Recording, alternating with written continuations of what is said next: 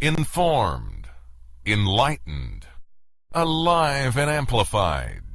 This is the Living Light Network. Hello and welcome to our show, One Cell, One Light Radio, with our special guest of this week. On our topic is going to be Farinfrared, SuperLight, and beyond. And I'm honored to have three panelists with me that I've known over the years and have worked with personally and also talked with. The first guest is Mr. Sonny Young, president of MPS Global, Inc. in Pomona, California. Are you there, Sonny? Yes, ma'am. Okay. And then my other guest is Dr. John V. Milewski, who is an inventor and retired engineer with Los Alamos, and he just recently, in 2000, invented a new light filament with his son, and they share the patent, and they were the first to bring it as a new filament light bulb with the Smithsonian American History Museum. Thank you very much, Dr. Milewski. Hello? Okay, great.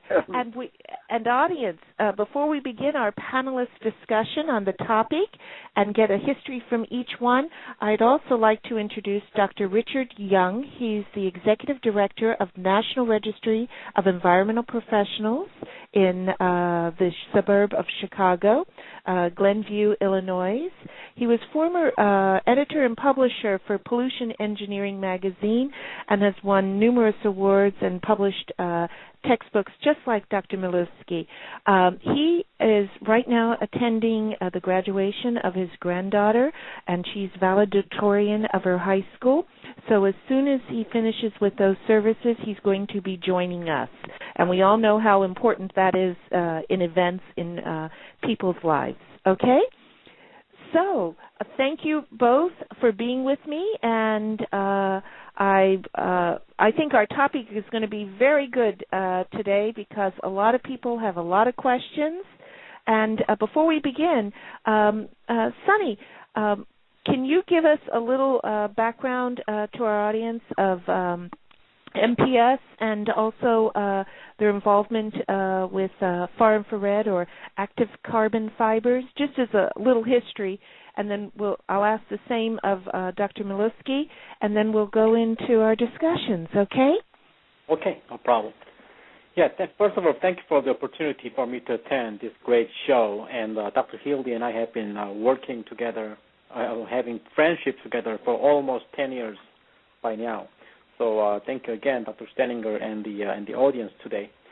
MPS Global has been incorporated in the state of California 2003, but we had a former company called the DNSB Inc., but both the companies actually were focusing on the active carbon fibers technology. What active carbon fibers technology means is the heating element made of highly crystallized carbon fibers. Approximately about 2000, we brought this technology from Japan, and then we've been trying to develop the market for this and also with the various applications because since it has the enormous effect on the blood circulation and other healing issues. So we have come up with an idea that we can bring some products that everybody in the States can be benefited. The first product we ever brought was the single dome, which is called Rainbow. And starting from the Rainbow, we have also built, about the same time we have built the personal saunas. And also we also created the MPS Capsule Dema, which is a sauna and the massage in combination. And in about 2005, we actually come up with probably the greatest idea that our company has ever had was the RACE. It's a radiant heat aided cardio exercise. meaning that simply it is a cardio exercise room activated by the radiant heat by active carbon fibers. And ever since then, we just last year we come up with the moon heaters for the environmental heating system using active carbon fibers. This is basically the history of our company, and as our show goes on, I will talk more specific about our the technology and the specifics of the products and its uses. Yes, and I appreciate that, Sonny. And Dr. Milewski, can you give us some background before we begin on our discussion of SuperLight and Farinfrared and beyond? Yes, John Milewski here. I have a couple of areas of background which indirectly feed into this whole thing. First of all, the first 10 years of my work, I worked in the rocket engine business. So I was in advanced technology with advanced materials. And then from then I started my own company called Thermokinetic Fibers, and I made single crystal fibers, the world's most strongest and most perfect fibers. And then indirectly out of that later on came my crystal filament light bulb, showing it was the first improvement of a filament in a light bulb in 100 years over that of tungsten. And that's on permanent display at the Smithsonian. So I've been involved in light and crystals and all that stuff. And then about 25 years ago, I ran into a paper by Dr.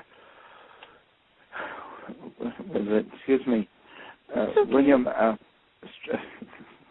just a minute, from Stanford University. He wrote about a thing called superluminescence, and what he did, he reviewed Maxwell's equation and solved it with negative numbers and found out there's not only such a thing as electromagnetic radiation, which is everything, the whole electromagnetic spectrum from cosmic rays to light rays and to radio waves and television, but there's another whole spectrum of radiation called SuperLight. He called it superluminescence. It's magnetoelectric energy. So you have electromagnetic energy which travels at the speed of light, but SuperLight travels 10 billion times faster, and it's magnetoelectric energy. So it's mostly magnetic in nature instead of electrical in nature. And I ran across that in 87, and I kept following that and wrote, what does that mean to have that much energy in this magnetic form, and developed my whole paper on SuperLight, which is available to anyone to write to me, and I'll give you the website on that. In fact, if you Google my name, Dr. John V. Milewski, you'll find 11 pages of websites and papers and DVDs and stuff I wrote, and that paper on SuperLight is in there. But what's significant about this compared to other light, every regular light is electromagnetic, it's mostly electrical. This is magnetoelectric, it's mostly magnetic, and I'm beginning to believe that the body works on electrical energy, as Dr. Becker says, but the spirit works on magnetic energy. So it's magnetic energy is energy of the spirit. So when you work with SuperLight and can concentrate SuperLight and direct magnetic energy to the body, that's like drinking magnetic waters, like Starbucks for the soul.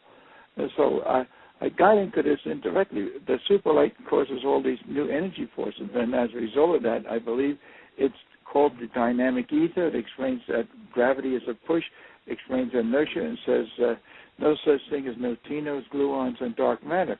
And that's all in my paper. So we could talk about that as she asked me questions exactly what it is. Sure. Yeah. I developed that theory and wrote a couple of papers about it. Mm-hmm. And with the thought of what you have done and just told us about in reference to the electrical being of our electromagnetic spectrum versus the SuperLight, which is more of a magnetic energy, but on a magnetoelectric spectrum. Magneto. There's a whole range of spectrum, just like there is in the electromagnetic energy, from cosmic rays to light rays or radios and stuff. There's a whole spectrum of energies on the magnetic range, magnetoelectric, and that's why there's so many different names for this super energy, special energy. In the Far East, they call it chi, and some people call it orgone energy. Some people call it animal magnetism. But it's all a magnetic component, and there's different frequencies and ranges of that magnetic energy. And we find that it's very healing and regenerating because, as I believe, all healing takes place in the spirit first and then manifests in the body. So if you could get energy into the spirit by prayer, visualization, meditation, and these new techniques, sort of like what the other doctor has, the Farinfrared has a magnetic component also, which I believe helps energize the spirit. So you got to heal from inside and out. Right, and that's a good question and discussion with Sunny now in reference to how harmonic resonance affects the human living environment. By human living environment, audience, we mean the whole body, just as Dr. Milinski was saying, the unification of body and spirit. Go ahead, Sunny. Okay, first of all, I really have to present my appreciation to Dr. Milinski for me to enlighten myself how I can understand and also explain that technology that we have been bringing out in the world. After reading his SuperLight article, we actually have found a great clue in explaining all this to our public audiences or public customers. As he said, this environment is actually surrounded by electromagnetic field, and also a magnetic electric field as well. So, in other words, we are surrounded by a lot of frequency energy, whether we feel or not, and therefore we have been sometimes getting unknowingly getting benefits out of it, or sometimes unknowingly getting damages or potential danger out of it. But we actually don't see that very well because those lights or those energies we cannot feel. So we are surrounded by such an environment, and our sense system doesn't recognize. And one of our the point that we actually found out using our technology was that eventually it increases the capability of healing, the innate healing capability in human body by using Farinfrared. But there are a lot of other Farinfrared technologies, and we have been asked by many people why our technology, why our products gives them the changes like day and night compared to other technologies. So that's what I have been asking many times. What I found out was that when you talk about the electromagnetic or magnetic-electric field, we actually have to understand how the materials react to each other. Okay. Just listen in.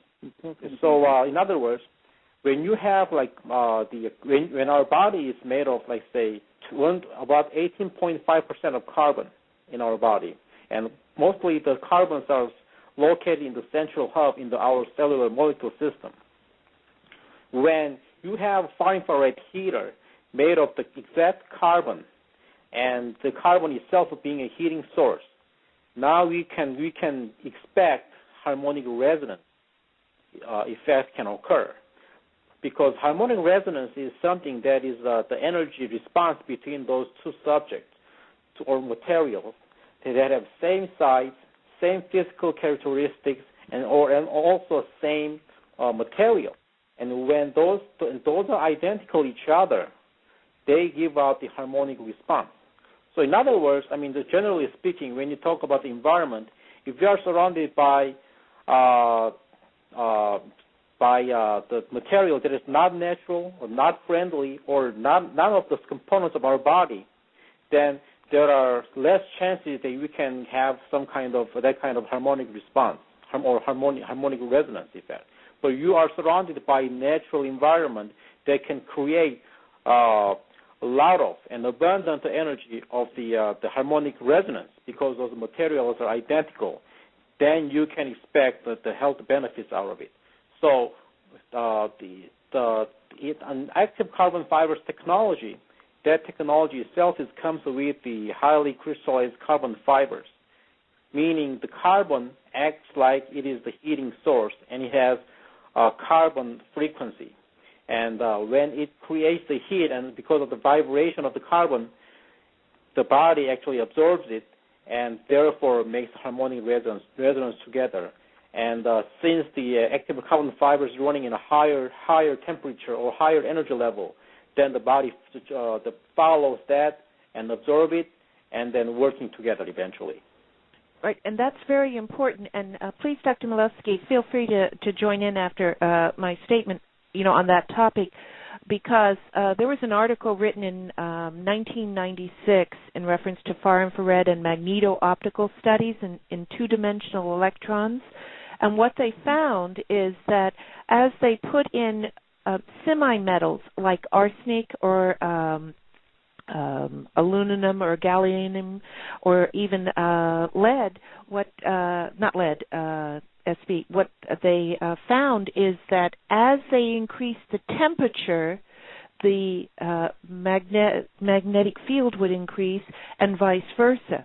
But as the valence charge of whatever that semi-metal was would interact with in other words, like coming out, like outgassing from the heat or the temperature, it would then, from that magnetic field, create like a cyclotron resonance, which, in other words, where your far-infrared, Sonny, makes the harmonic, if you have toxins in your body, say arsenic in the skin or anything, it would make like a reverse charge and pull it out.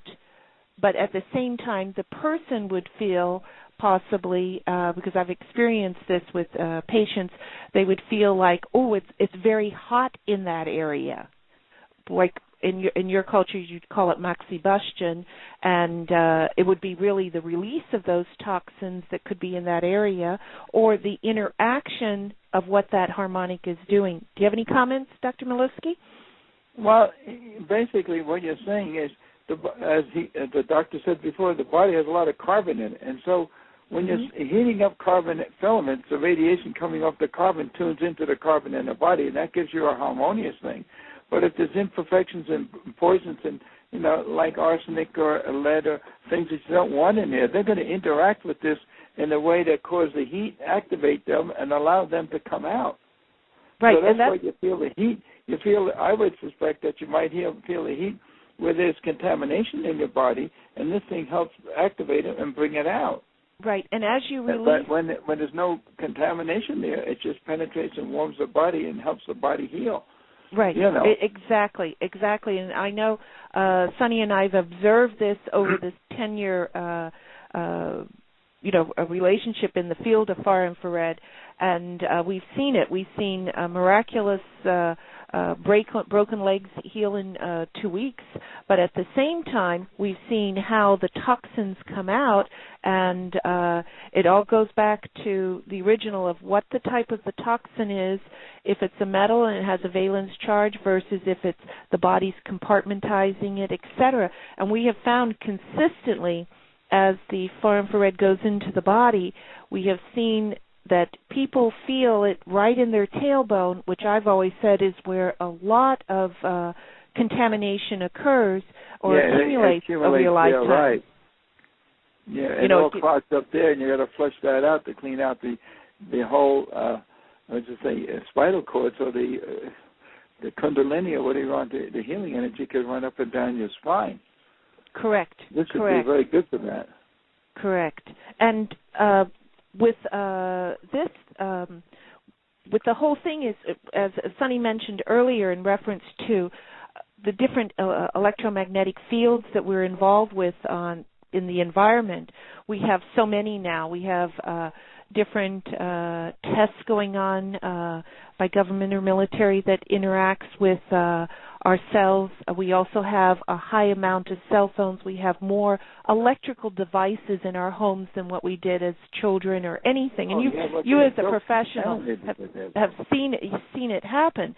And the more polluted your body is, especially with metals, is the more you will feel that vibration or the electromagnetic fields, because a lot of these materials accumulate on the neurotrees or in those neurosynapses, and that's why you feel it in the body or on those areas of the body. And in particular, with teeth, a lot of people have teeth move within their within their mouth as a result of the contamination, either being from breathing the contamination, meaning like paint vapors or something like that, and getting into the nasal cavity on the olfactory system, versus having actually the metals there, meaning like from the mercury or how much dental work you've had. Within your lifetime, that way. Yeah. And I know. Yeah, all that. Go ahead. I'm sorry. I said all that contamination, it shows up on something like this, and this is perfect because you want to know where the contamination is, activate it, and get rid of it. Right, Otherwise, if you don't treat it with something like this, you'll never know where or what you have. All you're doing is complaining there's pain, but we don't know what's causing it. Let's find out what's causing the pain, and let's find out where it is, and then treat it to release it. Right. And, Sonny, years ago, when I introduced you to Dr. Schulte and that at University of Central Florida, we did a study with water to show that the Raman microscope could pick up the different change in the bond angles. And at that time, because it had a perfect bond angle of a diamond, it was the K bonds, and which that goes back to water being like, because it can go from stages of a solid as an ice cube, a liquid as what we drink, and also as a vapor, and it can go to those states. It's sort of like a physical ether in my mind. And in this, because of the types of carbon that you use, which are zirconia, they're artificial diamonds. So it was very interesting from that study that we observed the perfect bond angles of the K-bonds of a diamond in the water. Yeah, actually, the water is known to sense the environment. So therefore, they can actually express the environmental status. Like if you have like the water in the happier environment, I mean, probably many of us have seen those experimental pictures that the waters who were in a very nice environment has like perfect, beautiful looking of crystallization, and the others sort of the not that look good. I mean, looking good status. I mean, right. It's crooked crystals, meaning malformed crystals. Dr. Emoto's work in Japan. Yeah. With With good the vibes, you radiation, get good crystals. With bad vibes, you get bad crystals, and it shows up right away. So it shows you how sensitive water is to the outside radiation and thought, even thoughts and ideas and songs and music. So all those vibes, your body is about 70-80% water, and there's a lot of, and another 5 or 10% of salts that form different kinds of salt and crystals in the water. And so your vibrations, your thoughts, and your environment directly affect that. That's why you want to flood your body with proper, good, comfortable radiations like Dr. Sonny's infrared, and get away from this stream of all kinds of microwaves, televisions, all this crap. Right, that we're and right now. basically you don't want to cook like a turkey in convection oven versus you want a Exactly. radiant. You want, and it's true, and I've said this many times. The first visual appearance of when a lady is pregnant is that they glow, they radiate, they have radiance, and that radiance is because their body is giving more radiant heat and producing it for the developing baby. So it's very observable to the attuned eye, but at the same time it's very, very subtle and can be expressed in many ways. And with these applications, not only from how the fibers work or anything, but it's multiple. It can be used. I know in early experiments that your uncle did, Sonny, in Korea, they were even looking at using it in growing seeds in the dark with far-infrared. Exactly. Well, when you talk about the far-infrared, I mean, far infrared obviously is belonging to electromagnetic energy field, but what the material of the source is made of, let's say in active carbon fibers such as carbon, and the characteristic of the material actually decides what it is about the magnetoelectric field, as Dr. Miluski said, SuperLight.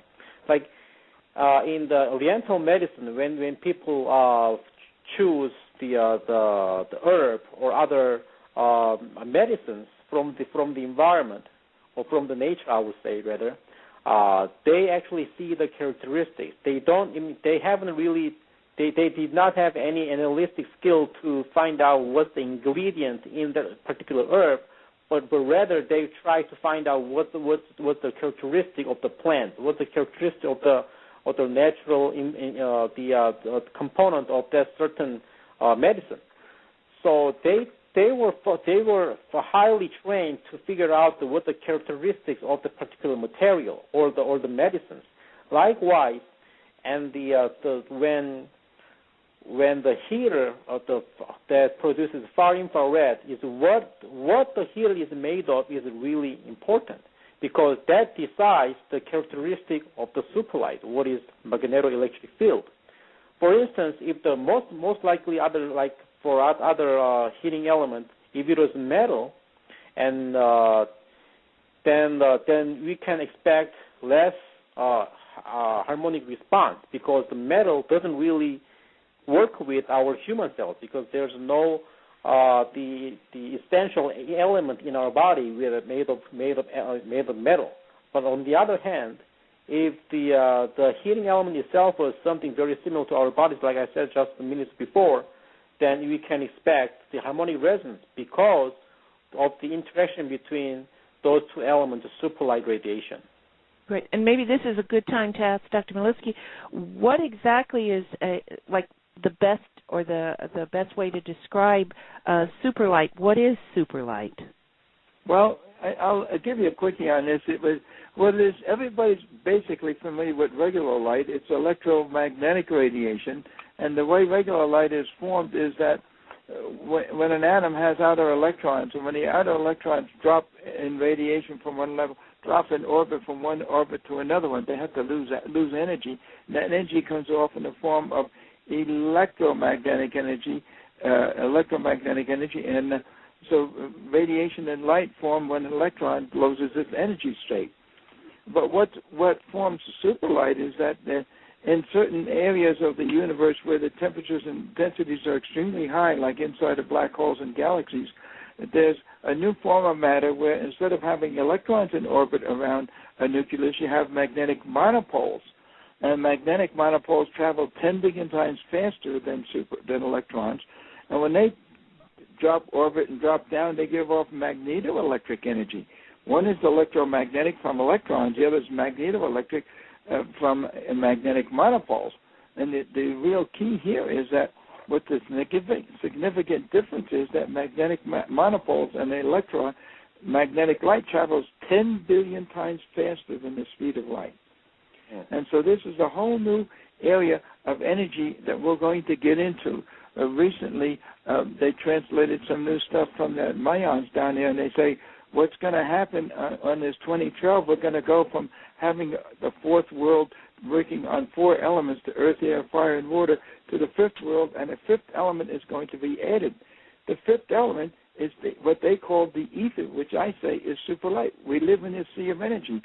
So this SuperLight comes out of the cores of these galaxies, and our Milky Way is just one of them, but there's 400 billion galaxies out there like our Milky Way, each radiating this SuperLight. So we live in this sea of energy. We have every cubic inch contains enough energy to run the whole country, but it's in the form of magnetoelectric energy, SuperLight, and we have to learn how to tune into this extremely high-frequency, high-energy source.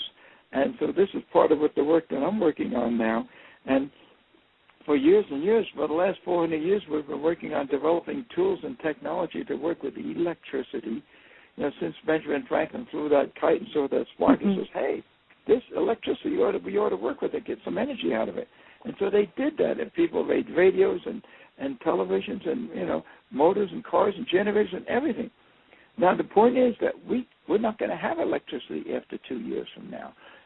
After the pole shift, nothing electrical works, but we have to get into magnetricity. And this is the fifth dimension, the fifth force, as they call it, the quintessence, as some people call it.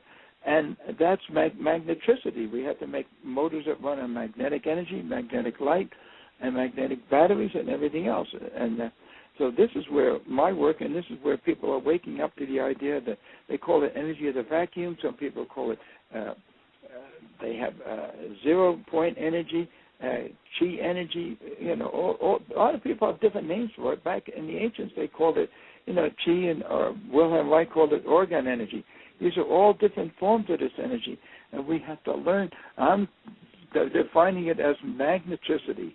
Now, if we made a radio out of using magnetricity, and we wanted to send a signal to the nearest star, with the old-fashioned radio, it takes 8 light years out there and 8 light years back.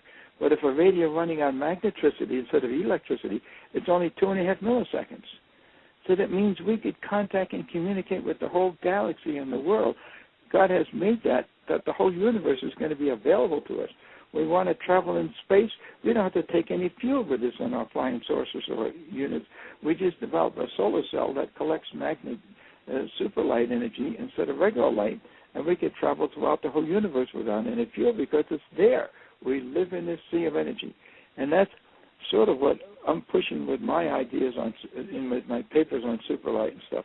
If people want to read more, Google my name, Dr. John V. Milewski, and you'll find 11 pages of websites, patents, papers, DVDs, and all that stuff, and SuperLight is in there.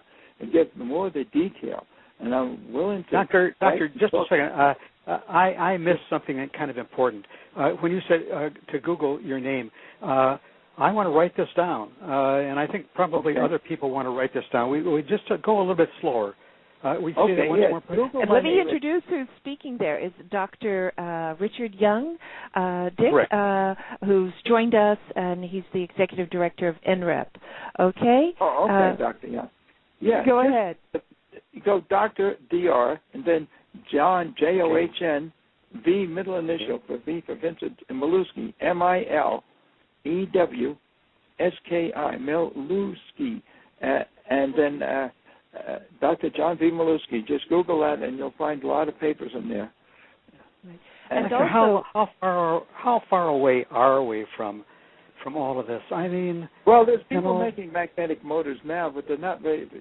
They have different levels of unity, And of course, the government is suppressing most of these things. You're not allowed to make a over unity device that gives more than 30 or 40% increase over what energy you're putting into. My idea, my work on my magnetic motor is going to have an infinite over unity because we're not putting any energy into it. I'm working on a gravity motor that will work on gravity, and there's no energy to put into gravity. It's there already. All we have to do is develop means of connecting and collecting with it. And so, and also there's ideas already. It's in published ideas on making lights using magnetricity, and then I'm working on a concept of a magnetic battery. And 2 years ago, I gave a talk at the Tesla Society about room temperature superconductors, which is magnetic energy. And I talk in there about how trees are power supplies for magnetic energy. The leaves collect north magnetic monopoles, and the roots connect south magnetic monopoles. And there's energy flowing back and forth through the trees. All you have to do is put a coil around a tree and get a whole forest. You got a power supply without polluting anything. And this is the energy we have to tune into within the next couple of years.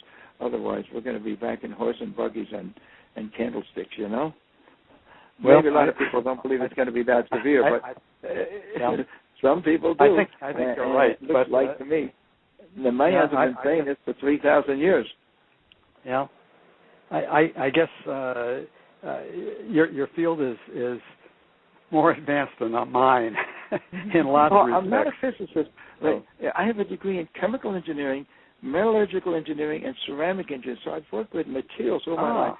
First 10 years I've worked in the rocket engine business. the next 10 years I worked with Exxon Research and materials and science and stuff. And then for 2 times I had a crystal growing. So I grew crystal for 40 years of my life. So I'm into advanced materials, advanced concept of new ideas, and advanced product properties of materials. And so it sort of just kind of came out of my materials background that what do these products and things to produce, and do. And at the same time, you're trying to keep it all clean. It's better than being environmentally green. Oh, absolutely. There's no pollution here at all. No pollution at all, which I know when the tree Dr. grows, Yavlov. there's no pollution with trees growing. If you could just, there's an energy field going up and down. Remember the story about Buddha sitting under the Bodhi tree and he became illuminated? Well, his feet were sitting on the roots, which is north-south magnetic monopoles, and his head was in the leaves hanging down, which is north magnetic monopole. So he was sitting in a magnetic battery. Now, if my theory is right, the body is electric, as Dr. Becker says, the spirit is magnetic. He was sitting in there and being recharged with magnetic energy and energized his spirit, and he became illuminated by just sitting under a tree that had low-hanging branches, with his feet sitting on, his feet were on the roots and his heads were in the leaves. And that bonifies my theory. And then look at Stonehenge. Stonehenge is 2 rows of big, long rocks, and the one row of the rocks were paramagnetic, the other was diamagnetic. And so Stonehenge was not only a calendar to tell you when the moon is going to eclipse or the sun, it was a daily magnetic temple. You sit between the diamagnetic and paramagnetic material, sets up a magnetic field. People would go in there and energize their spirit. And it was actually a healing and regeneration temple. Now, nobody else says that. But I deduce that from being there and reading about the types of rocks that they have there. And so paramagnetic and diamagnetic field, that's the principle of my magnetic battery. There's a magnetic potential between the diamagnetic and paramagnetic material, just like there is between zinc and carbon in a battery. There's electrical potential there. This is a magnetic potential, and this is the concept of making magnetic batteries using diamagnetic and paramagnetic materials. So this is the future. This is where we got to go and do. Because I guess I've got to ask again, how far away do you feel we are before we're going to see this magnetic battery? Who's this we were talking about? Go to the Tesla conference. I'm going to be speaking there, not on this, but on growing gold. But I gave a couple of papers on it. There's people who are talking about this almost every day on the Internet. And of course, there's no government money sponsored behind this. The Black Ops knows about this stuff, and the UFO people, the whole intergalactic thing, everything that runs on magnetic energy. You always hear these stories of anyone sees or gets close to a UFO, everything electrically shuts off because they have about a 500-foot diameter, maybe a 1,000-foot diameter, very strong magnetic field which just shorts out everything electrically. So any electrical devices, whether it's an airplane, a train, a car, or anything, just shuts down as these UFOs come close because they're running on magneticity, magnetic energy. They're running on the Earth's magnetic field and then the space magnetic field. Well, I guess I'm anxious to read some of this material. Where can I go to find it? Well, there's not much. You have to email me, and I'll send you a couple of websites on some of this stuff. But most of this stuff is experimental work that I'm doing right now. And you go to I think there was a conference last year up in northern Idaho where Bedini had a 14-foot diameter magnetic motor running there. And the government came in and shut them down and said, look, you can't demonstrate more than 40%, 30% over unity on this thing, or we'll put you in jail or cut your balls off or whatever they do to these people time and time again. But they're not going to be able to hold out long enough. There's too many. There's thousands of people working on magnetic motors, or hundreds of them anyway, of all different types. And I can't figure out what is the reason that they won't let you put more in. Are you kidding? What the reason? Who runs the government? The oil company. Just like how come people aren't being healed by cancer? The drug companies run the government. They run the CDC. The oil companies run our government. The banks run our government. nobody's free anymore. There's no such thing as a free enterprise, new energy development.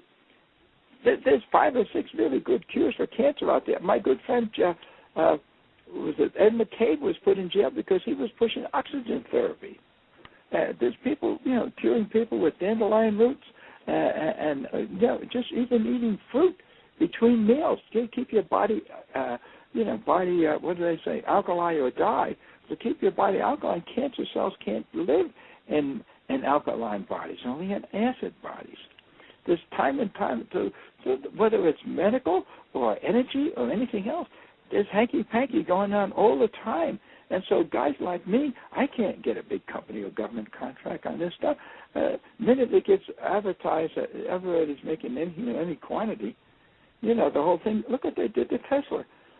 He had developed a technique where he could transmit energy without wires. And J.P. Morgan, his number one sponsor, who had invested all his money in the copper companies, say, hey, we got to get rid of this guy because he's going to join my copper business. So he came up to Colorado Springs and smashed his laboratory. So anyone that starts but they're not going to be able to hold off this. It's not only one Tesla. There's 50 or 100 or 1,000 or 10,000 guys like him, just like myself, inventing magnetic motors, magnetic batteries, magnetic lights.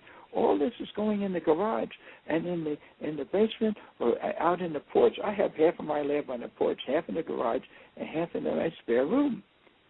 And I don't call it a lab. I call it a laboratory. If you want to do mad science, you got to have a laboratory.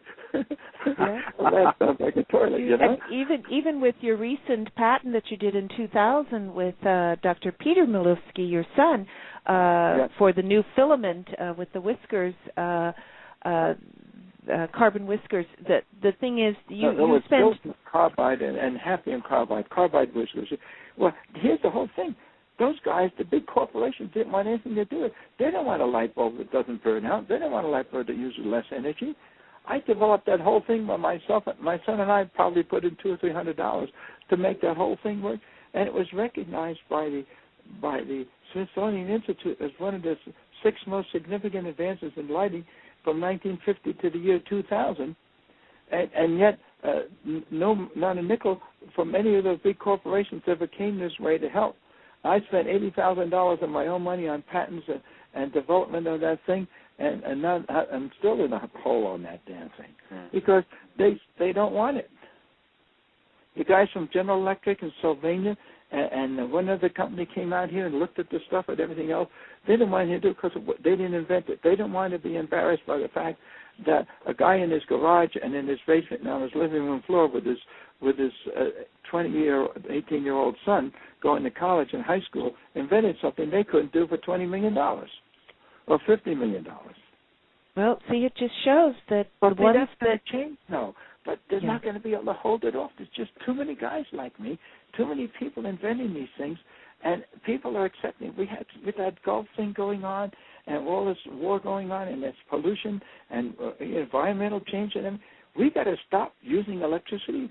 We got to stop polluting because electricity is only generated by pollution.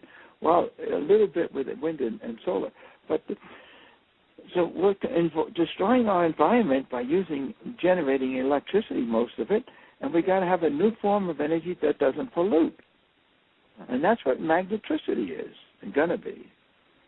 We get, and none of these guys, any banker, anybody with any billions of dollars out there, you better spend your money now because a year and a half from now, money will have no value. So let's get it into the environment. Let's get it into research. Let's get it into making something that's going to make a difference. And so you'll have an Earth to live on a year and a half from now without candles and horse and buggies. But we need some power source. You've been experimenting. I'm blabbing on like this. I'm very prejudiced on this idea, as you could probably hear from anyone that's listening. But I'm 82 years old, and I've been playing with this stuff forever, and we got to do it now. Yeah. And Dick, did you have a question? Well, I was just going to say that the doctor has been experimenting with this, and I would think that then whoever it is, whether it's General Motors or General Electric or the battery manufacturers, or if it's the the scientific community, they know what you're doing, and they must be thrilled about this, I would think, and would want to move ahead with it. We're going to take away all their money in their business and put them out of business. They're fighting this. If they knew exactly what I was doing and how far advanced I was, they'd be in here with blow torches and black ops and black helicopters and all kinds of crap. Lucky I got half a dozen friends in different places I keep feeding this information out to, so they can't trace it all. Well, yeah. Sometimes it's economics. They want to control everything, meaning whatever's out there. Let's face it. The money controls everything. The money controls the religions. The religion controls the economics. It controls the business. It controls it. The only reason the oil is at $100 a gallon now is because the dollar's not worth much anymore. That's what it is. The price of oil is reflecting the weak value of the dollar. And the dollar has just been polluted. These guys just keep pumping out dollar bills and dollar bills and dollar bills. And that's not going to last. Eventually, Greece is going bankrupt, and Puerto Rico, Portugal, and all those other places over there. They've just been printing artificial money. The money isn't. People are going to accept the fact that food is going to be more important than money very shortly. Well, Doctor, what can I do about it? Huh? What can I do about this to bring some of this out to the public or to the government? Well, this radio is a very good thing. At least it's getting some people interested and excited about it. I have people come visit me almost at least once a week. Somebody comes to visit. They have to sign my visitor's thing and tell me who they are, where they're from, etc. Visitor's log. So I don't have any hanky-panky stuff coming in here, and I have crystals over the door. So I think anything that of ill faith will be detected directly. I had speak to my crystals and told them to protect me. I mean, I've grown crystals for 40 years. I'm very tuned into this stuff. People don't believe that. There's a consciousness in all matter and all energy. The God presence is in everything. Right, and a simple experiment, or we've all seen the effects of when you don't have enough sodium or sodium chloride or iodine, what you need so you don't get a goiter or anything like that. But a lot of the trace minerals are out of our body now and out of the plants. Yeah. But as you have these, one, you feel better, but also at the same time, you're more attuned to your environment along those realms when you've been deficient that much. Right. So physically Absolutely. You feel it that way. And then, Sonny, with the discussion which we're having with taking these technologies into the environment, and Dick Dr. Young assisting in bringing it to the forefront. So there's no hanky-panky, as Dr. Milewski says. The thing is, I know with the Farinfrared, the devices, years ago, it was used in reference to, with the SARS in the air conditioning systems, and with Dr. Milewski's SuperLight, that may be another alternative to, like, cleaning up the big mess that's in the Gulf, because in the Gulf they also used, and correct me if I'm wrong, I believe artificial microbes, which was like microbivores. Some of those things are some of those bugs are very good. They have ability to almost convert anything into anything. You design the right I'm not a bug man, but I believe in it, that the life force has the ability to do atomic transformation. We've seen this time and time again. The French have grown chickens without any calcium from the time they were born all the way through. When they get old enough, they're laying eggs with calcium in it. Where the hell's the calcium coming from? They pick at the soil, and they pick sodium and chlorine and potassium and everything like this, and their body is able to atomically transfer it into calcium. People don't want to believe this, that you can't have room temperature. You need a $1 billion atomic transformer like the Hadron Collider over there in Switzerland, and spend billions of dollars to do atomic transformation.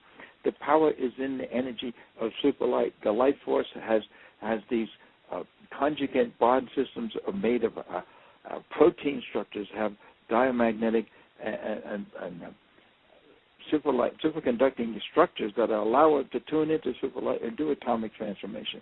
You can take sprouts and measure the sprouts chemically before and after you sprout them, and measure how many vitamins and minerals are in them. And after you sprout them, there's 4 or 5 elements that weren't even there to start with, and the total amount of vitamins are multiplied. And all you did to the sprouts is give them water and sunlight.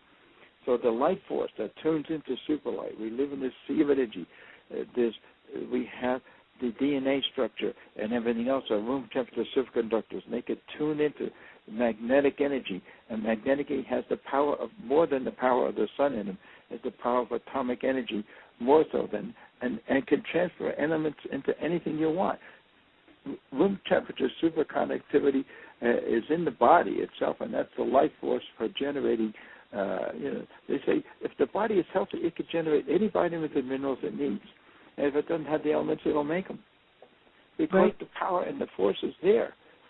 And the cells have the intellect. Everything has a consciousness in it. It could tell exactly. Your spirit in you knows exactly what your body needs. If you keep the spirit energized, it could heal the body completely.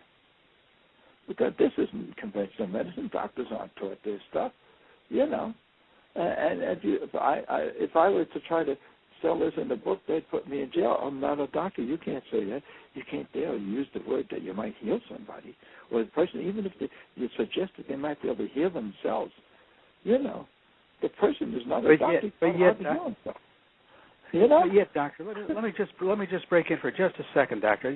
Sure, go ahead. I'm sorry. I like to. I get it. Yeah, I like to believe and feel that my degree has said to me, okay, I learned my stuff, let's say, from somebody, and then I have been able to do some advancing of ideas beyond that, and so then that's when my education tells me I should be teaching others about what I know, and I think today you have been.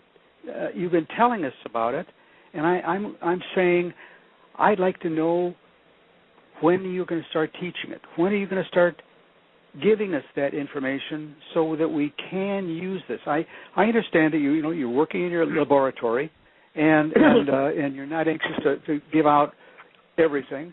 At the same time, I'm asking you to please educate us about this and to take it nice and slow and easy so that we can understand it. And right now I'm having troubles understanding it. I guess that we're coming from different fields, and I am struggling to understand and bring myself up to speed on those. But I think too that maybe the listening audience is saying, boy, I wish I could understand just a little bit more about what he's saying. And I'm saying that, saying that to you, Doctor. I would like you to take it easy and explain it so that we with less education. Actually, I understand what you're saying, and I'm working on a book called Magnetricity, and the book is going to include stuff like SuperLight. It's going to call magnetic water. It's going to call making magnetic batteries, magnetic lights, all kinds of magnetricity. It covers the whole realm of the stuff that we're talking about, and so I think I could answer that, but it's going to take me some time to put it together. I wanted to explain how I got his idea. First of all, I read his article about SuperLight a few years ago. Mm-hmm. Actually, even though he said it's not really something scientific, deep scientific material, so everybody can understand. But even though I had a background in science and engineering, I actually had to read about more than a dozen times to completely understand what he meant.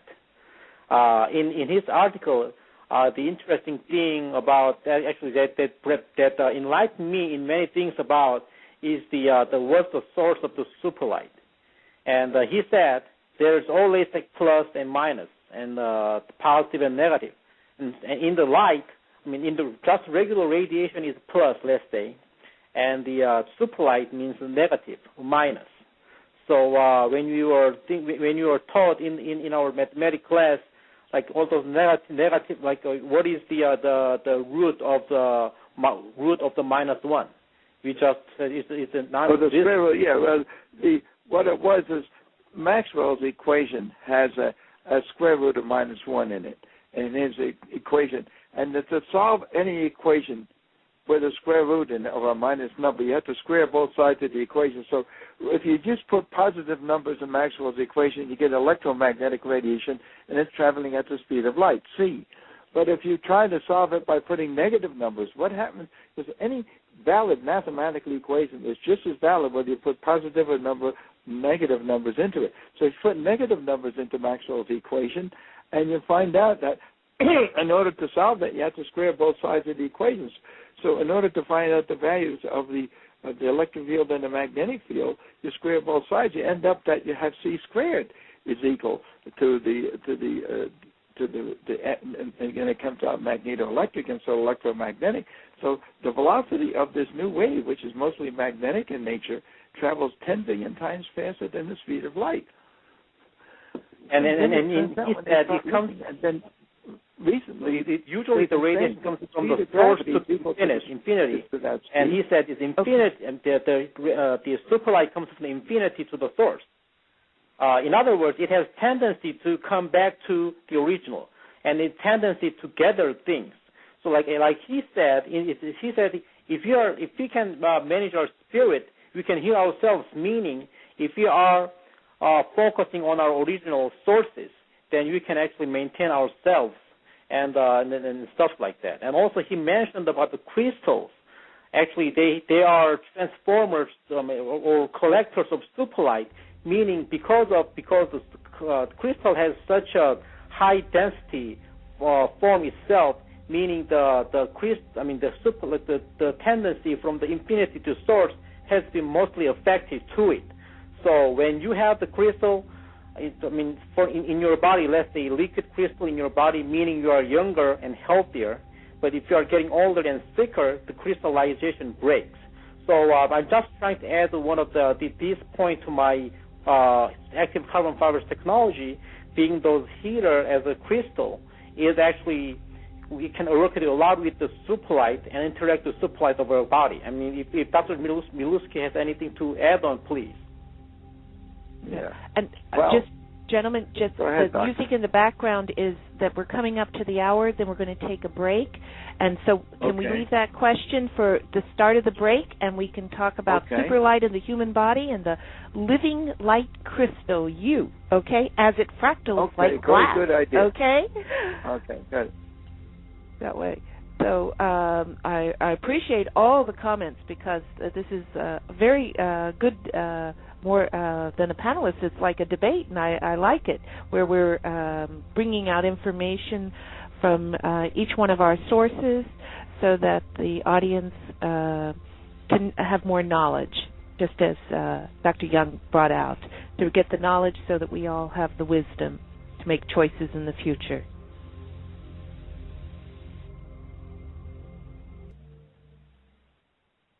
Informed, enlightened, alive and amplified. This is the Living Light Network. Hi, audience. We're back on, and Sonny and John, are you there? Yes, I'm here.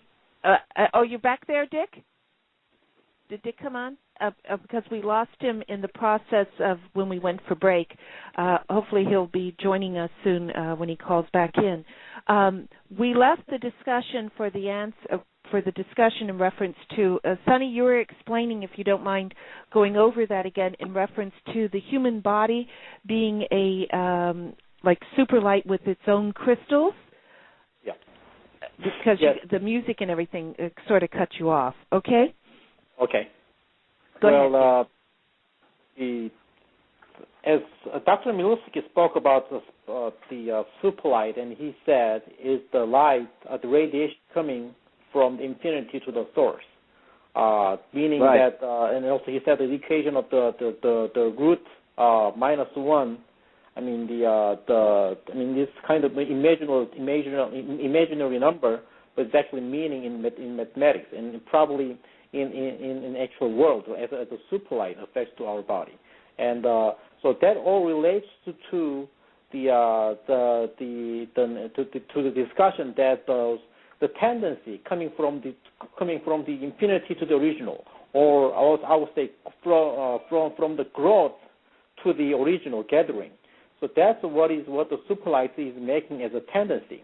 So when let's say our body is always growing, and we always think positively about growing, but in another world, it is actually it's a pathway to the death, because if you grow, and after all you get older, and eventually we are going to die because of the growth. And the way the SuperLight works, from my understanding from his article, was that it actually controls the speed of the growth so that we can maintain our lives during our lives. If there was no SuperLight existing, probably we've been growing so fast, we probably would finish our lives at the speed of the light. However, because of the SuperLight holding ourselves to enjoy the moment as God designed us, and then we can actually live on our lives and stuff like that. Now, he also mentioned about the crystals, and crystals working as the collector of the SuperLight, meaning the way that I understood was because the crystal has so much intensity within its the structure, elastic structure. It somehow had such a long time, high pressure the environment. Therefore, magnetic electric radiation, which is SuperLight, must be holding that the crystal energy, some crystal structure. So when we are interacting with those crystals, such as active carbon fibers, which is carbon fiber crystal, and the interaction between those two can actually interact the SuperLights of our bodies. And he also mentioned in his article that our body, when you are young and healthier, then we have more liquid, the crystal in our body liquid. But we are getting older, we are losing that crystal tendency, meaning that we are getting benefits out of SuperLight. So in conclusion, whenever you have like the crystal or a lot of SuperLight friendly environment or material close to us and work with the therapy, that should be helping us to hold to the original form and original shape. That was my general implication about his ideas on the health and human body discussed with the SuperLight. So I just wanted to ask him back, and in this opportunity, whether this was like the correct understanding of how he tried to apply his ideas. Yes. Did you want me to comment, or you? Or yes, I'm waiting for you to comment, Dr. John. Well, I describe it a little differently, but what he's saying is right, that we SuperLight tunes into the body when it's healthy, and when it's younger, like he said, we have more crystal structures. We have a lot of body salts, and the body salts can be expressed either as liquid crystals or non-liquid, like a liquid crystal, what do you call them, that they use on the, it'll either be crystallized or amorphous, and with the right energies in the body, the salt crystals in there could be crystallized, and they could tune into energy and re-radiate the energy, which is basically tuning into SuperLight. And as we get older, the structures break down, and that's what aging is. We're breaking down the crystal structures or the organization and become less organized and stuff like this.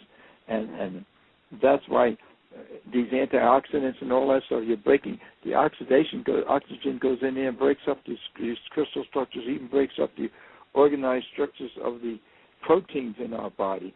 And the proteins contain resonant diamagnetic, resonant structures, which tune into SuperLight and bring this energy into the body. Same thing with the DNA. Dr. Milowski got disconnected, but as he calls back in, audience, I'll continue where he was leaving off, he was talking about protein and DNA structures having a SuperLight not resonant effect, but containing the potential for SuperLight. And that is very true in reference to how proteins and DNA folds. They've now discovered that with different applications of how it's folded, meaning its shape, that it can configure it into, just as like a sodium chloride molecule would make a more of a square cube structure within the body. And the relationship with any of these salts, or the liquid crystals, or even the man-made liquid viral crystals, the thing is that they usually go symmetrically within the body. And in having the symmetrics, then it can attune, because not only is it increasing the light and creating the SuperLight, but it also, that resonance in that field will also have a phonon, a sound. And so the structure of folding and unfolding within protein or DNA has been shown that it also responds to different frequencies, whether the frequencies are bad, maybe from a cell phone, and you can generate more of a cancerous tumor in the brain on which way the phone is on, versus in having healing effects. Do you have any comments, Sonny? Oh yes, the SuperLight, and also as it just mentioned that it actually affects to the crystal structure of the body. And he said it's not beyond the body liquid in our body, but also like other proteins and DNA and stuff like that. So when we are getting, as I totally agree with him that when you are getting older, those structures are actually breaking down.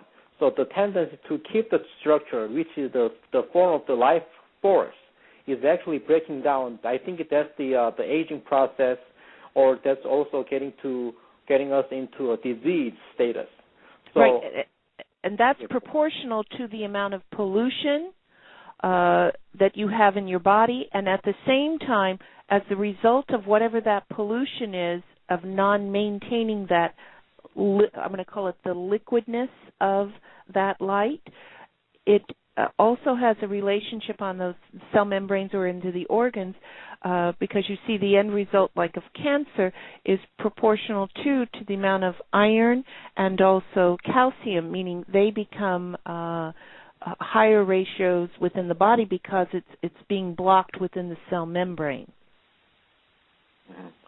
So what I'm saying is those blockages, like cement, it doesn't allow the cells to send the light out. It physiologically blocks it, but it also blocks the light. Go ahead. Yeah, we could get two forms of pollution. One is chemical pollution, things that go in there, like oxygen gets in where you don't need it, and oxidizing, that's why you need antioxidants, breaks up the chain structures of the proteins and the resin structures in the DNA and everything. Another is having chemical pollution, get chemicals in there that interfere, like CO, it takes over the place of oxygen in the lungs, and that's what causes people to die from carbon monoxide poisoning. Different chemicals go in there and replace the one, just like aluminum goes into the brain and causes, some people believe it causes Alzheimer's, because it substitutes for rhodium and iridium, which are in there, causing the resonance structure to allow the brain cells to communicate with each other. Every brain cell is connected to every other brain cell, but not by nerves or anything. Otherwise, the head would be a bowl of spaghetti 8 feet in diameter. But every individual of these billions of cells are connected by a magnetic resonance, and those resonances are related to the amount of rhodium and iridium and other helpful precious elements that are in there that have a diamagnetic property. And they resonate just like a tuning fork take up to a piano. If it's a letter A, all the A's start to vibrate. So different aspects of the brain have different resonance structures and allow it to communicate with each other by resonance and stuff. Now, if the structure of those resonance materials break down, and then we lose communication, and that's what causes a lot of this. Some people call it Alzheimer's or dementia and all different kind of things. The brain structure breaks down. Right, and the frontal lobes are affected that way, and primarily in the defense of the brain to avoid from pollution, especially from the olfactory area, is the astrocytes and astrocytes, and those are large nerve cells, and they send out the calcium trying to neutralize whatever the pollutant is, and in that process they calcify those cells, and that's just like you said, Dr. Miluski, the communication within that cell structure is broken down. Mm-hmm. You can look at each individual cell sort of like being a little cell phone, and those cell phones all have to be charged up and tuned into the same station. If things go through and you send a negative charge in there to reduce the charge, which is bad electromagnetic radiation, then it discharges these things and they can't communicate. Or if pollutants get in there, you get aluminum in there in place of magnesium and rhodium and potassium and iridium and stuff that is normally in the brain, that gets in there instead, then that changes the frequency and they don't tune in anymore. Right, they're sending the wrong signal. So like the wrong message, too. Mechanical, chemical, or electromagnetic, or energy-wise. Mm-hmm. And at the same time, whenever that is occurring, meaning the wrong signal, the wrong information, you can have, like in developing babies, when mothers get exposed to radiation or anything, there's a lot of deformity, is because those cells are given the wrong signal or not getting the right nutrients for the development of. And a lot of time in the beginning of the first 10 weeks of development of the embryo, it's in relation to the amount of light and phononic resonance that goes into the cell so that the cell knows what to do, to fold and to make the nose and to make the eyes as it's needed. Okay. That is correct. That's the way I see it. Okay. We don't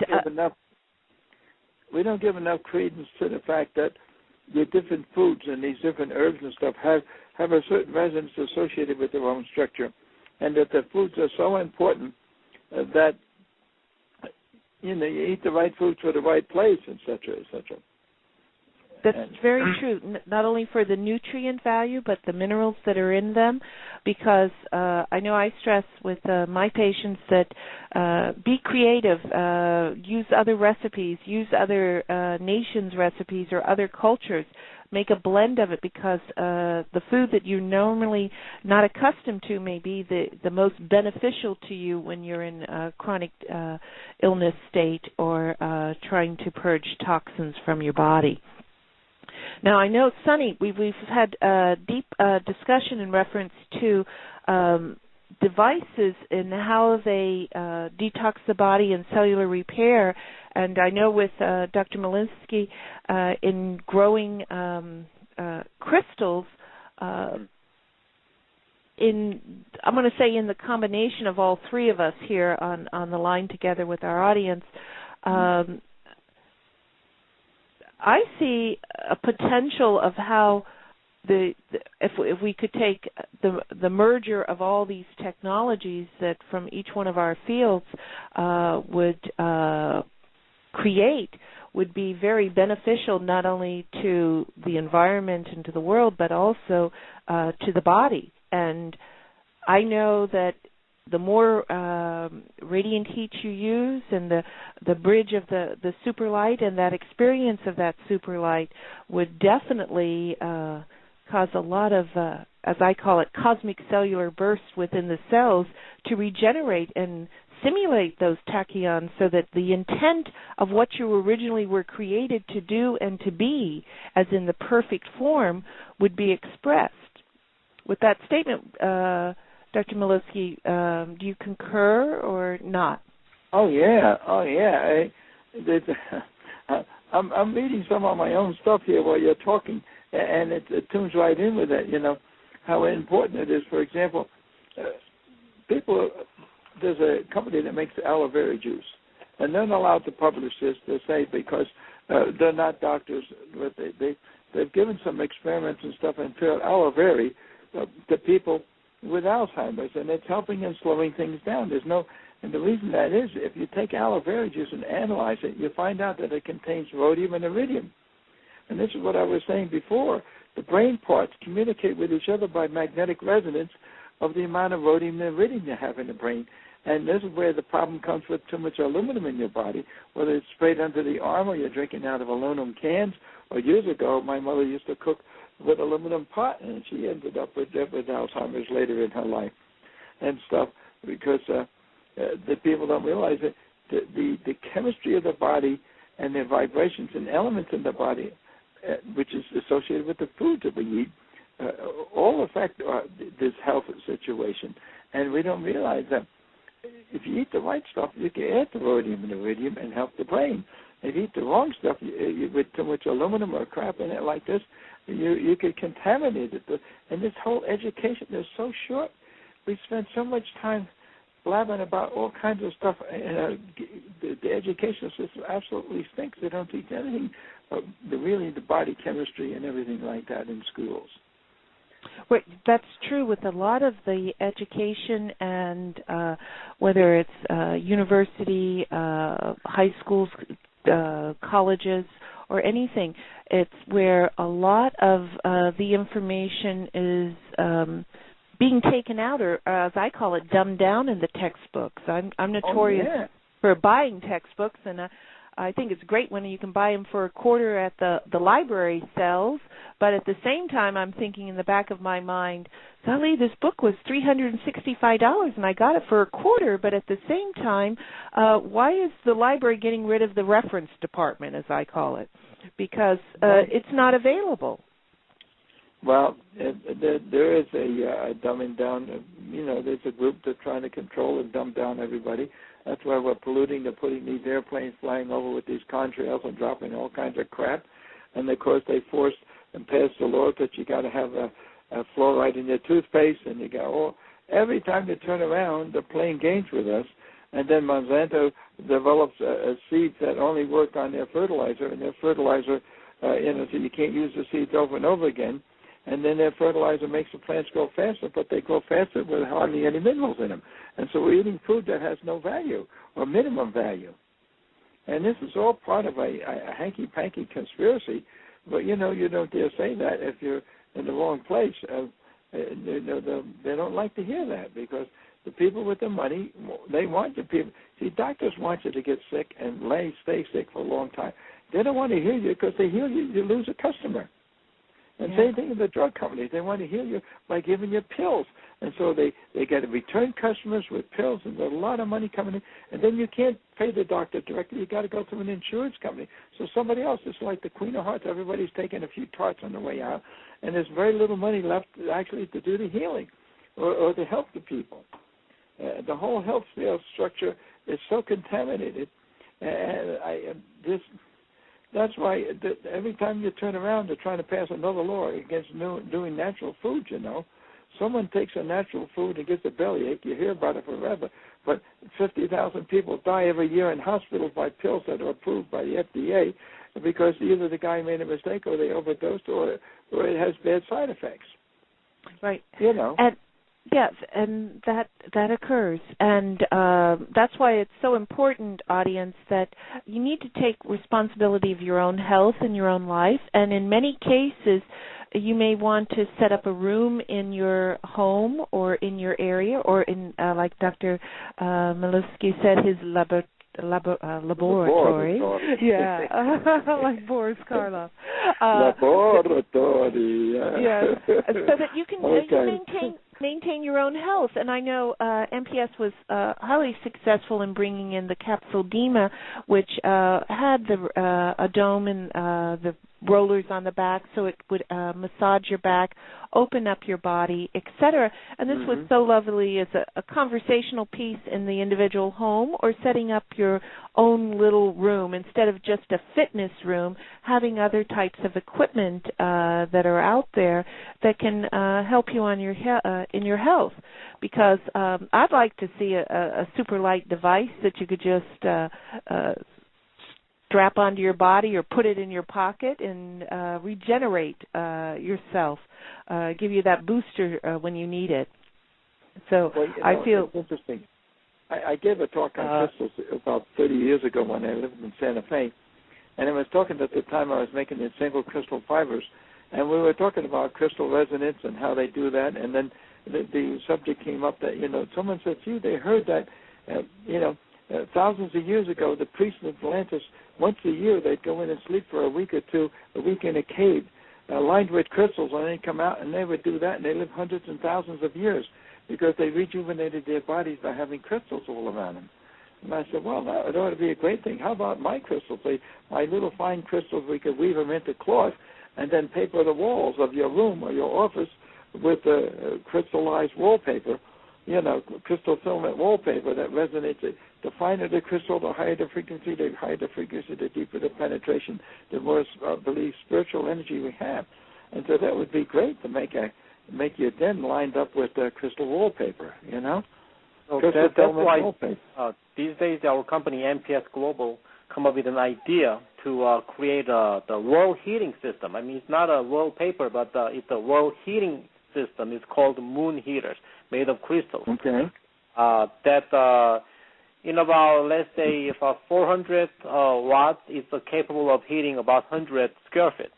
So if it is like larger bedroom, about 2 moon heaters will be easily able to heat up the entire room. But the interesting thing is that, I mean, generally it's for infrared heaters. It becomes like quite annoying when as time goes by because there's a certain hot spot sitting right next to your bed. But with the moon heater, you can feel the energies are in the form of wave. Actually, generally or very comfortably increase the entire wave energy level in the room, including yourself.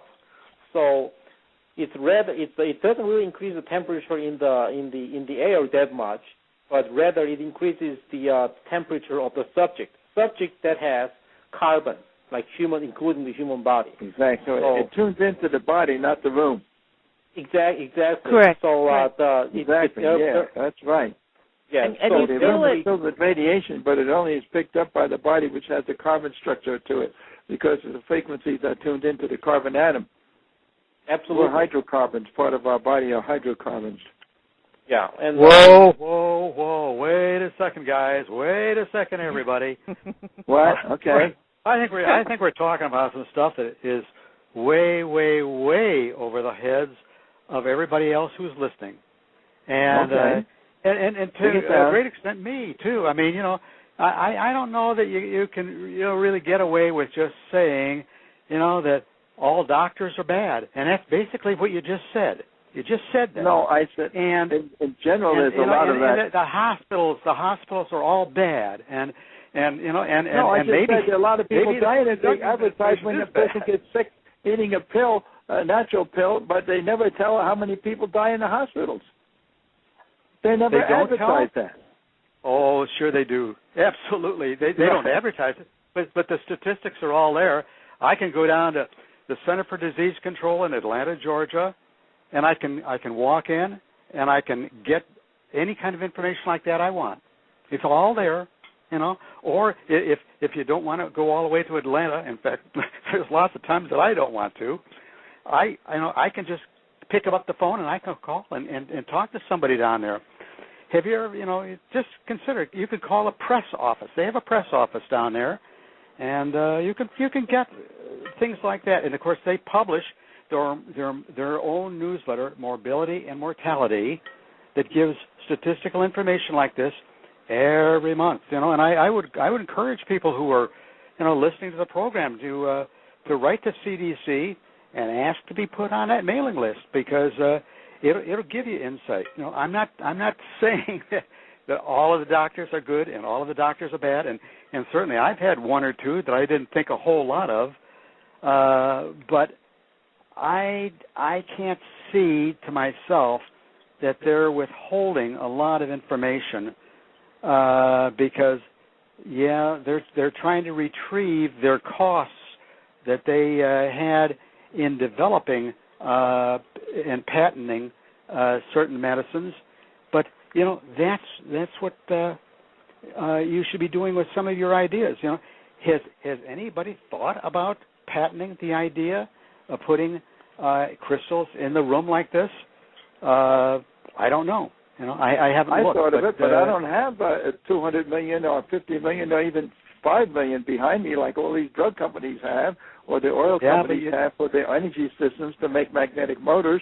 I don't have that. I'm just a one-man show here. I've been asked to talk about it. This is my idea. Nobody else has to believe anything I say.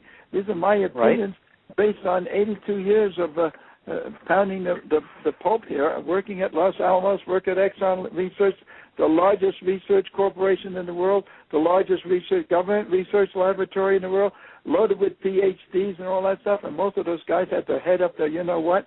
That's why I got the hell out of there, because the structure is so controlled. You can't not allow it to think. You have to follow the organization and the structure. Free energy, free creative ability, it doesn't exist in these big laboratories because you have to follow the procedure what the company wants. Make something that we can sell by the carload and not by the teaspoon, Even if I have to agree with you to a great extent, but to a great extent, I don't agree with you because if you have a good idea, has a different opinion. You have a different experience working in the medical field. And I have a lot of good friends that are doctors, and there's nothing wrong with them. But I'm talking in general, the structure of the organization doesn't allow that. I know, but let's go back a step, and let's just talk about putting crystals on the walls. I'm fascinated by that. The weaving I don't know how they're going to stick up there without falling down. But that's a whole other thing. The crystals I make are finer than your hair, and you can weave them into cloth, and then you can make paper out of them, and you can paper the walls like you wallpaper them. And I'm talking my crystal fibers that I made. I made them out of silicon carbide. I think that's outstanding of you to be able to do that. That's right. Highly resonant crystalline dielectric material that will hold charge, or develop charge, or radiate, all kinds of materials. And of course, I think that's what they're doing right now, isn't it? With aircraft to try to make them. The carbon fibers have some strength to them, but they're much larger in diameter, and they're not nearly the crystalline perfection that I had. But the point is that you can make. Well, this is even cloth, even felt and paper. The paper is nothing but a bonded fiber structure. Now imagine the paper being made where instead of the fibers made out of cellulose or made out of silicon carbide crystals or sapphire crystals or quartz crystals that have natural resonance and diamagnetic properties and piezoelectric properties and things like this. This would be wonderful. But I think that's very possible. That's right. I can't say one way or the other about it, but whether it's good. But I'm willing to go along with you and say that it's wonderful. But at the same time, why isn't it patented by somebody? Why isn't it patented? Why don't you patent it?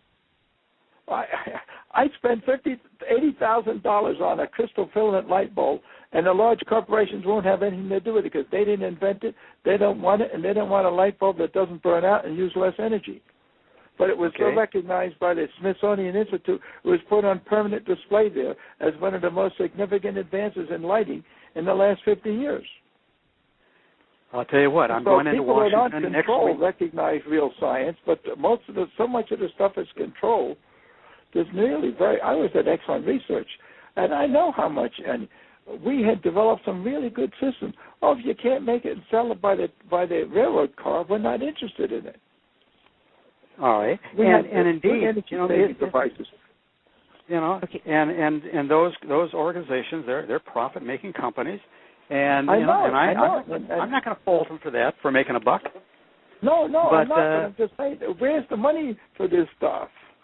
Right, and I think a lot of the weakness in not in the invention and not in the funding of putting your own personal money into it. A lot of times with any invention or any patent, it's taking that patent and matching it to a company that would license it and appreciate that skill in that. And sometimes the larger companies aren't interested because they may not have not necessarily the market for it, but for that investment capital. The thing is, I think there needs to be some kind of bridge where you could go to a group or a company or something and make that marriage of that device with the patent to the appropriate technologies, very similar to what universities do now for industry and the individual incubator situation, but it's not out there for some of the other individuals. Right, and another in some cases it works, but just my experience is that it just doesn't work in some ways, other areas, because I was mostly in energy invention technologies, and they didn't want anything to do with things that would save energy, because the energy companies control the government spending and the stuff. But it's all going down the drain now. That whole system is going to collapse, and people want non-polluting energy. They want to get away from oil energy. They want to get away from carbon-based energy and stuff like this. And this is why this whole idea on free energy devices or energy working on SuperLight and magnetic motors and magnetic devices and zero-point energy, all that stuff is opening up now, and it's going to be accepted, and the government's not going to be able to stop it, because 10 years ago there were 10 people. 5 years ago there were 100 people, and now there's 10,000 people working on free energy devices, and they're not going to be able to stop them all at once. And they're going to. I had a guy he developed a free energy motor running his household and never paid a nickel for electricity, and was in southern Louisiana, southern Arkansas near Louisiana. And when that hurricane came through and knocked out all the lights in Louisiana, he and his block were the only neighbors that had lights on because he had it. So for 2 years he was doing this, and the government finally got in there and shut him down. He gave away these things, never sold them. He said, well, they arrested him for selling things that weren't licensed properly. He didn't sell them. He made these energy devices that run on free energy, run with no electricity, the magnetic motors, and they put him in jail because he gave them away to people. He was telling people how to do it. He was starting to make a DVD. He was going to make one for me, a motor for me, and he started making a DVD. They came in and shut him down because they don't want. The oil companies control too much. The energy sources control too much. And it's I hope enough people hear this, that you got to stop this and stop this crap going on here. Let energy dissolve it. Let us save the world and save ourselves and stop getting the black ops guys and all that other crap that in there, and they just destroy any incentive and any idea that isn't approved by the elite or the rich or the guys who are controlling things. I'm sorry it's sounding so cynical.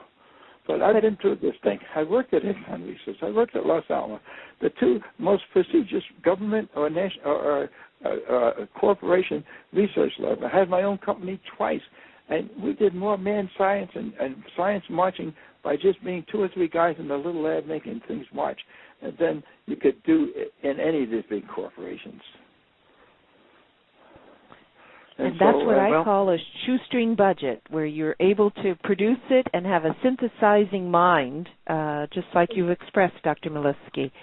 Yeah, well, I was running on a full tank of gas and full speed for the longest time, but, when you get into the 80s, things slow down a little bit. I'm still full of enthusiasm, but by 2 or 3 o'clock in the afternoon, I start running out of gas. If I start slowing down a little bit, you'll hear that, and stuff. And then after being disappointed a few times, I get very cynical. So if you feel or hear a cynical voice here, people, please excuse me. Maybe it's just an old fart just blabbing away and stuff like this. But there's some truth in it. And if any of you guys got any enthusiasm, excitement, go for it and go as much as you can and do as much as you can and keep the larger sources and forces out of it as much as you can, because then you'll be freer that way. Right, and at the same time, a lot of times it's where you may not think that you have enough resources or financial or that for your what you want to express in your creativity. It's sometimes you just have to take one brick at a time and do it yourself, and then collectively it comes together.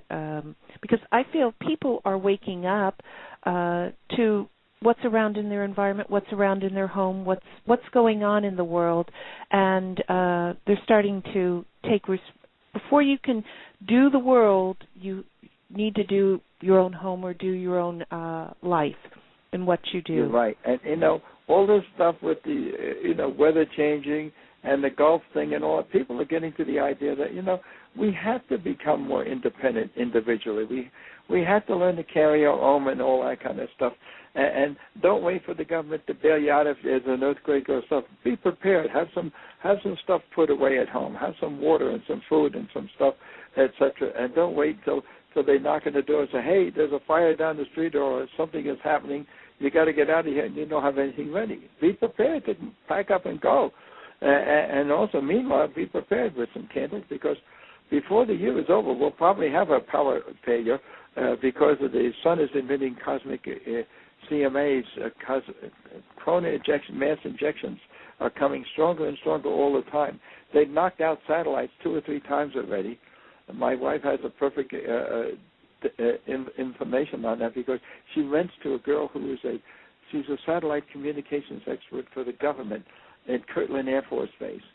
And a couple of months ago, when they launched one of the last launches of the satellite program and the shuttle program, they had a big solar flare and they knocked out all of NASA's space communication. They couldn't land that shuttle at the space station up there, so they had to call the government, and she had to stay up for 24 hours landing that shuttle into the space station because the solar flares had knocked out the satellite communication, which wasn't as hardened as the military communication.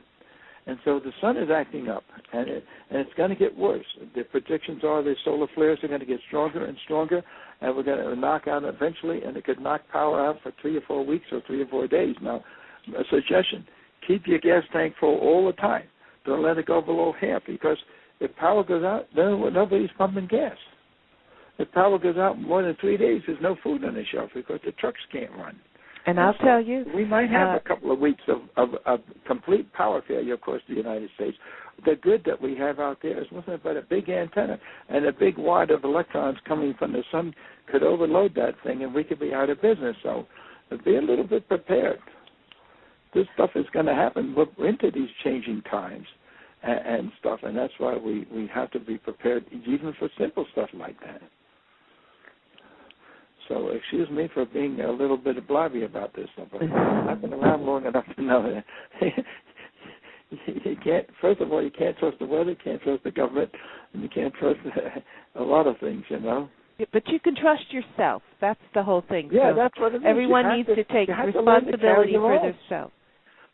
Exactly, Heidi. That's why you have programs like this to awaken people. Say, look, we got to get someone here. If you guys got a little mad science laboratory, go for it and try it and work it. And don't be afraid to try something new. Nothing ventured, nothing gained, or something like that. Yeah.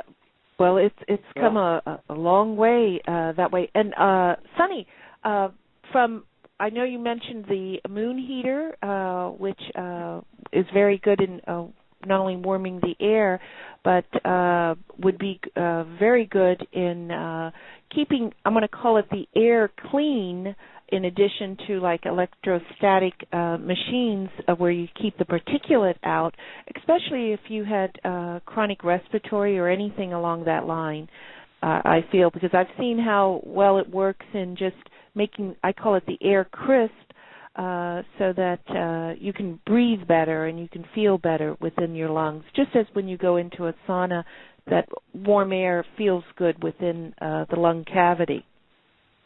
Do you have any new things coming out, or starting in the year 2012? Well, the main region that we are focusing right now at the corporate level is to introduce this wonderful heating technology. without affecting the air temperature or the level of the humidity in the air. It just increases the level of the wave, harmonic response through the body. What you are focusing right now is to have the RACE system. It's called the Radiant Heat Aided Cardio Exercise System. Since that in the system, we have done about like almost 5 years now in our direct running centers and also affiliated doctors, and we have seen a lot of results because, as you mentioned, there is no breathing difficulty. Even though it is like hot as sauna in there, there's no breathing difficulty, and also you can actually do more. You can see more endurance against the hard motions. Even though it is a lot hotter inside the race room than outside. That thanks to all the SuperLight effect of the carbon fiber technology. So we are promoting this idea beginning later part of this year and through next year, so that for those who are extremely hard in working out due to the obesity and immobility, and also for those who wants to get some more of the faster results out of working out, and we are promoting this idea to the fitness and all the other healthcare the communities. Right, and I know that that particular unit is larger than it's like 6 by 4 feet by 6.5 feet tall. If I'm correct. So the race rooms are actually you can have like the already made race rooms. However, also by putting multiple number of moon heaters in certain rooms. Let's say if you have like about size of 150 rooms and you install about a couple of moon heaters, or let's say about 4 moon heaters, then it will raise up the temperature in the room and raise up the body reaction to the thermal energy and thermal radiation from the subject. So you can work out inside and make your own room, fitness room and stuff, and you can actually heal better, losing weight better and faster. And also it can be commercially used as like yoga rooms and Pilates. That's what I was going to bring out, the yoga. It's not just physical fitness, as to say, but also stretching exercises and other types of modalities. Dr. Miluski also mentioned that the SuperLight is a spirit level the exercise. The spirit level, energy level. Energy band. So the reason why, if you are in our environment, you can actually breathe better. You can focus better. Mostly when people are in the hotter environment, they kind of lose the focus, and that's why they want to get out of that environment. But in our system, even though people sweat there, like being soaked in the water, they can stay there like more than half an hour or even an hour. In our cases, because myself and my family and my sales staff, since we are very familiar with an energy level, we can stay up to 2 hours and 30 minutes. Doing our regular meeting and discussions, no one actually has to get out of the environment because of the support of the SuperLight from those these active carbon fibers producing makes them so much focused. Yes, and I want to ask Dr. Miluski and also Dr. Young. Back to the fiber that you've designed and patented and created, that particular technology, not only would it increase the radiance within your body, but does it protect from, or maybe it doesn't, but does it protect from subtle like lower frequency or higher frequency or EMF? Would it have any potential in that technology? What are you talking about, my crystal filament light bulb, or are you talking about the stuff on the wall? I'm talking about the stuff on the wall, meaning if it was done as a wallpaper, would it have some type of protective device? Outside of I think it would act like a sort of like a Faraday cage. Yeah, it would shortcut any of the high frequency stuff, and the crystals have, especially these very fine crystals, the extremely fine fibers, 6 micron, 3 microns and stuff, and they'll resonate with very high frequencies, and they can absorb that energy and re-radiate it as lower temperature stuff, which is more comfortable for us. Mm-hmm. Because I know many people... It depends on which material you make it, whether you make it out of silicon carbide, which is a semiconductor, or you make them out of sapphire, which is a pure insulator, a pure dielectric material. Well, I've made these fibers out of everything from metal to ceramic to bimetallic and everything else. But, that business is all gone now. I closed my lab 8-10 years ago. I had a 2,500 square foot lab.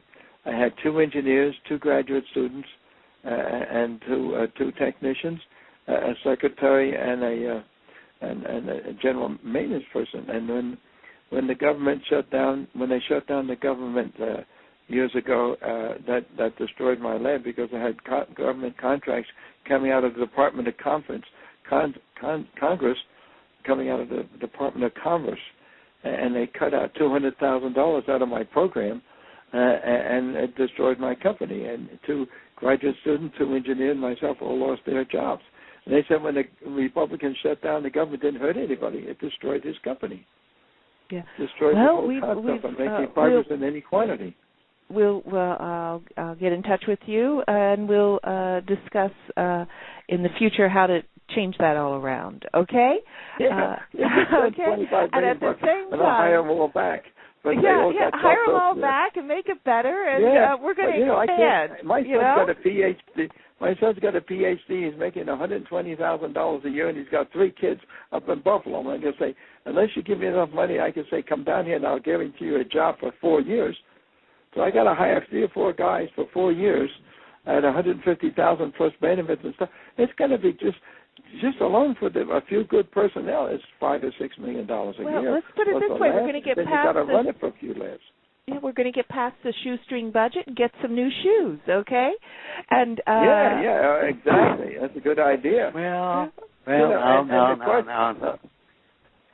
listen. Okay, go ahead. Young is back on the phone again, and everybody's saying, "Oh my golly, he's going to say something and upset the apple cart on everything." Well, yeah, I am because I was watching television last Saturday, and I turned it on, and by chance, and I mean by absolute chance, there it was on public television, and it was a children's program. I didn't turn it on; it was there anyway. So I just turned it on, and it was teaching everybody, all children, how to do business. It was called Get Biz, and it said you got to have a product, okay? You got to have people who are smart enough to do it, yeah. You got to have a place to do this, and then you have to promote it. Now, if you have all 4 of those, then you got a business. Now, if a company fails, you've got to step back and you got to say to yourself, whoa, what didn't I have? I said I got a product. I was creating something. And then what happened? I guess you didn't promote it, or you didn't have the people who could carry it on past that initial stage, or what was the problem? You can't blame the government for it if you can't answer all those things. And that's where I think, that all of us have that kind of a problem. You've got to have I have to admit, public television was right, as far as I'm concerned, for the first time in its life. But, it was just one of those things that, I can't say, that the government's running around and black helicopters and stuff like that, because I don't work for the government. I have worked for the government, and I've done some things that were kind of wild and shady, but that was because of the kind of work it was. But the government, by and large, is not running around putting people out of business except with their taxes. And I think that there's a lot of good things in this world yet to do and to make and to get out there and make something of yourselves. And I agree with both you gentlemen, that don't stop trying to do what you're doing. If you think you've got something, develop it to the point where you have a product. And then to make sure you've got a product, go out there and promote it to people and get the feedback from them. Is this worthwhile, or have you just reinvented the wheel again, but you've painted it yellow? And I think that's where we are today, that too many people are just not taking their time to develop products fully in capability, and maybe it's because we're not educating the people so that we can properly promote it. We've talked about a lot of things here today, and frankly, I think a lot of it's gone over my head, and I'm really sorry about that. And I don't want it to go over my head. I want to understand it. I want the chance to understand. And and I was talking about I want to be able to teach people, and at the same time, I've got to understand what it is that I'm teaching them, and that I think and I can prove that it works. And so, gentlemen, I've thoroughly enjoyed hearing you today, and from my end of things, don't stop, because you said you're not going to stop. I'm not going to stop. Please, where do you live? Do you live anywhere in the Albuquerque? You ought to come and we can talk mad science together. Well, no, I'll tell you. I'll bring you into my laboratory. I'll even let you wear my wizard hat. I got a wizard suit. My granddaughter said, "Grandpa, you can't be a wizard without a wizard suit." So her mother made me a wizard suit. So I got a picture of me in a wizard suit. So I was going to start a class on being an apprentice wizard, but I afraid the government would shut me down because I'm doing things they didn't like to hear about. No, I think there's a lot of people out there that will help you. I'm growing gold out of glass and rhodium and iridium out of black sands and getting silver out of lava. I got a good DVD on that. Send me your address. I'll send you my DVD on growing gold out of glass. Growing gold. I'm going to talk about that at the Tesla meeting here at the end of July in Albuquerque. I'm sorry that I'm going to miss that because that goes back to the early days of alchemy, doesn't it? And I think that I'm afraid that doesn't really kind of work. And I think no, that they've it's not proved alchemy. Once or twice. People think we're not doing atomic transformation. It's in there, and the gold is in there without electrons. All I'm doing is adding electrons and bringing them back in. Just like people say, well, you can't make a free energy motor. It's not free energy. My motor is going to be on gravity. Gravity's been there all the time. I'm making a motor that's run on gravity. I won't call it free energy because the energy is there. Because, well, that's perpetual motion. Well, gravity is perpetual motion. You just try to push against it, it'll pull you right down. So people, they develop these themes that, you can't do that because it's perpetual motion or this is alchemy or this is impossible. It's not impossible. It's there. People just define it, use the wrong terms to define what's going on. Yeah.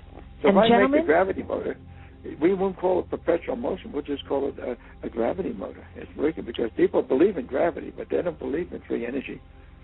And I'm going to have to interrupt you, Dr. Milewski, because the music is in the background. I want to thank each and every one of you for being on the show, and it was a very good panel discussion.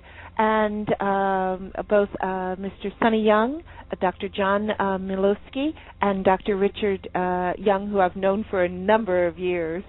And I look forward to having you back on to the show individually. And at the same time, next week will be in reference with Dwayne Arthur Jones and how to pick your own personal trainer and for hip alignment. I wish everyone well, enjoy the movies, and the one who has stayed alive the longest I know is Cheetah with Farinfrared from his Palm Springs home from the Tarzan movies. He's now, I believe, 76 or 78 years old, the oldest chimpanzee in captivity.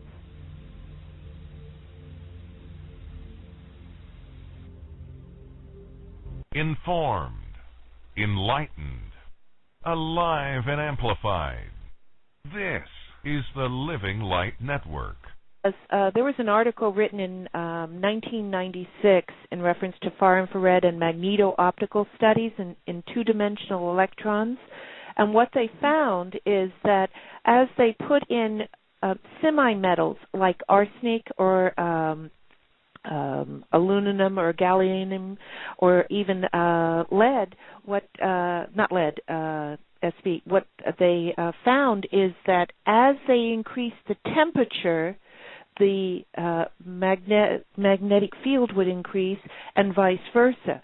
But as the valence charge of whatever that semi-metal was would interact with in other words, like coming out, like outgassing from the heat or the temperature, it would then, from that magnetic field, create like a cyclotron resonance, which, in other words, where your far-infrared, Sonny, makes the harmonic, if you have toxins in your body, say arsenic in the skin or anything, it would make like a reverse charge and pull it out.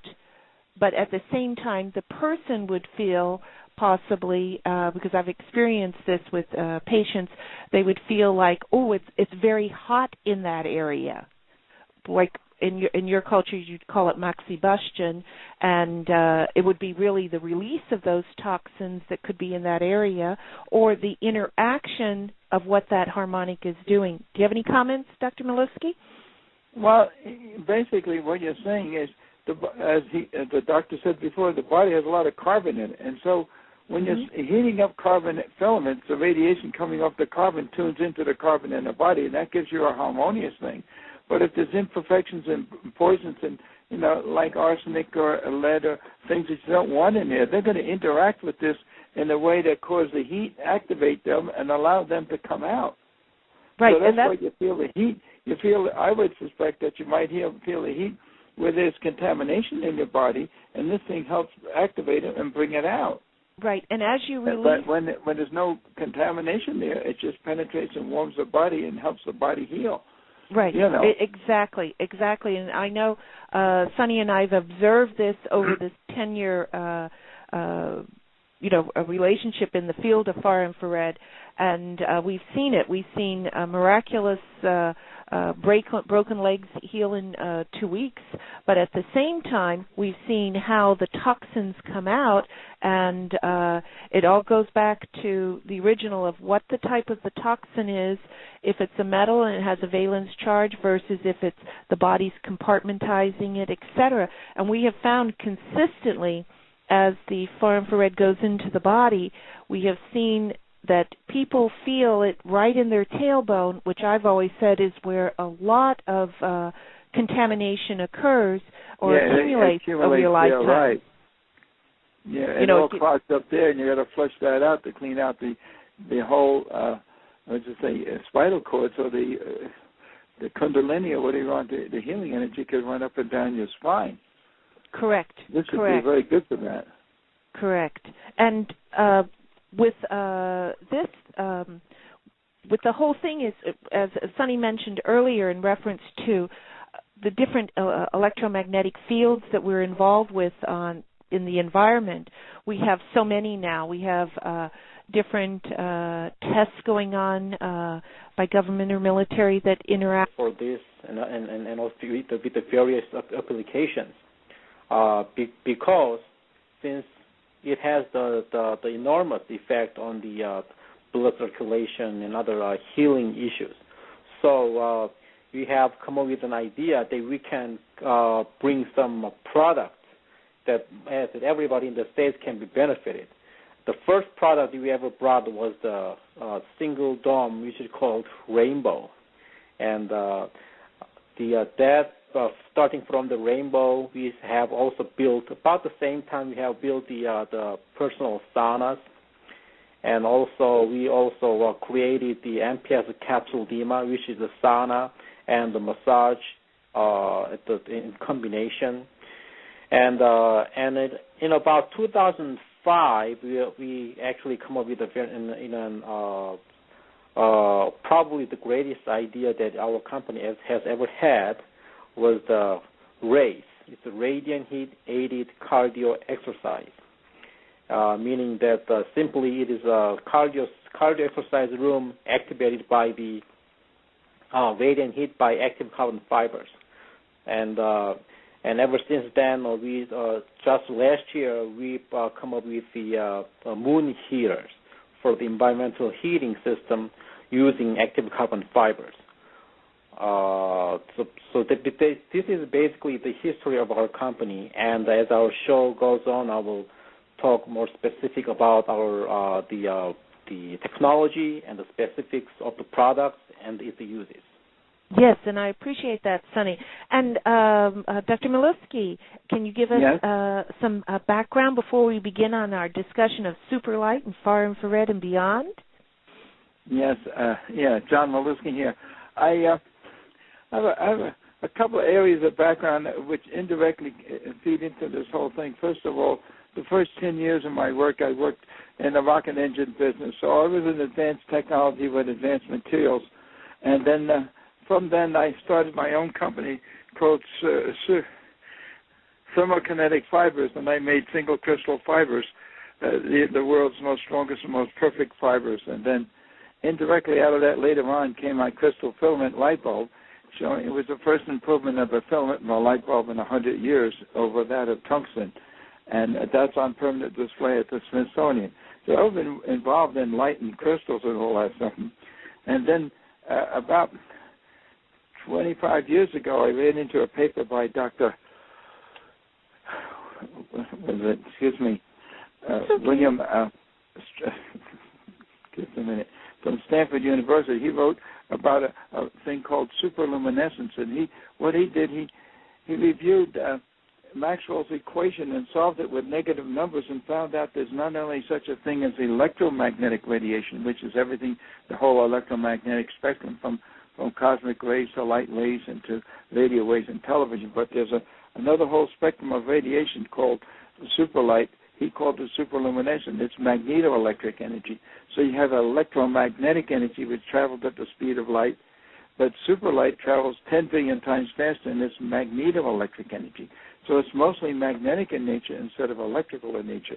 And I ran across that in '87, and I kept following that and wrote, what does that mean to have that much energy in this magnetic form, and developed my whole paper on SuperLight, which is available. Informed, enlightened, alive and amplified. This is the Living Light Network. Hello, and welcome to our show, One Cell, One Light Radio, with our special guest of this week. On our topic is going to be far infrared, SuperLight, and beyond. And I'm honored to have 3 panelists with me that I've known over the years and have worked with personally and also talked with. The first guest is Mr. Sonny Young, president of MPS Global, Inc. in Pomona, California. Are you there, Sonny? Yes, ma'am. Okay. And then my other guest is Dr. John V. Milewski, who is an inventor and retired engineer with Los Alamos, and he just recently, in 2000, invented a new light filament with his son, and they share the patent, and they were the first to bring it as a new filament light bulb with the Smithsonian American History Museum. Thank you very much, Dr. Milewski. Hello? Okay, great. And audience, before we begin our panelist discussion on the topic and get a history from each one, I'd also like to introduce Dr. Richard Young. He's the Executive Director of National Registry of Environmental Professionals in the suburb of Chicago, Glenview, Illinois. He was former editor and publisher for Pollution Engineering magazine and has won numerous awards and published textbooks just like Dr. Milewski. He is right now attending the graduation of his granddaughter, and she's valedictorian of her high school. So as soon as he finishes with those services, he's going to be joining us. And we all know how important that is in events in people's lives. Okay? So thank you both for being with me, and I think our topic is going to be very good today because a lot of people have a lot of questions. And before we begin, Sunny, can you give us a little background to our audience of MPS and also their involvement with Farinfrared or active carbon fibers, just as a little history, and then I'll ask the same of Dr. Milewski, and then we'll go into our discussions, okay? Okay, no problem.